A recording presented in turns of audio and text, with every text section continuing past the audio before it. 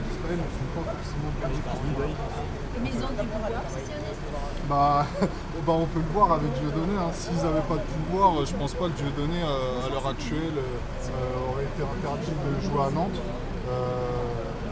Je pense pas qu'on aurait, on serait allé jusqu'au Conseil d'État pour interdire son spectacle.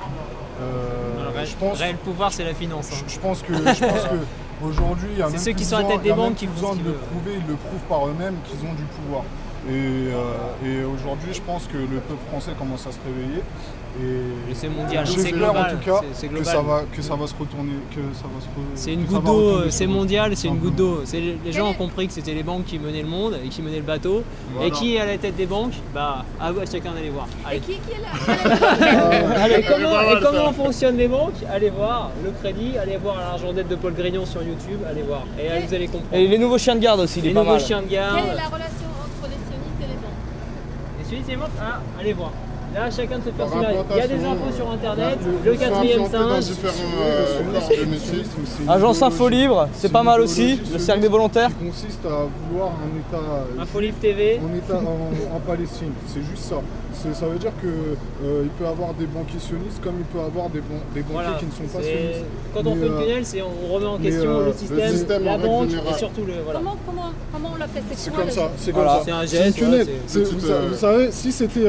Ils le disent eux-mêmes. Hein. C'est pour ça que je vous disais, ils le prouvent eux-mêmes, ils prouvent par eux-mêmes que ce qu'ils disent est faux. Parce qu'ils disent qu'une quenelle, c'est un salut nazi inversé. Oui, c'est l'inverse. Un salut nazi inversé, c'est l'inverse. Sa signification est l'inverse du salut nazi. Et même le salut nazi, à la base, c'est un salut romain. On est libre de penser. Le salut nazi, en réalité, n'existe pas. Le salut nazi, comme on peut le voir là par Hitler, tout ça, ça n'existe pas. Les premiers qui ont fait ça, c'était les Romains. Donc il faut remettre les choses à leur place et ne pas insulter faire de raccourcis les gens et surtout le public de Dieudonné qui est vraiment juif, musulman, islamiste, arabe. Vous l'avez bien vu d'ailleurs lors de l'interdiction à son spectacle à Nantes, il n'y a pas eu de débordement. Il n'y a rien eu du tout. Et en plus, hein, là, ils avaient deux camps. Ils étaient légitimes d'avoir un comportement violent vu ce qu'on leur a fait. Parce que c'est scandaleux d'annoncer 2 heures avant un spectacle que l'humoriste ne peut pas jouer parce qu'il y a eu un conseil d'État qu'ils ont estimé que c'était interdit de le jouer.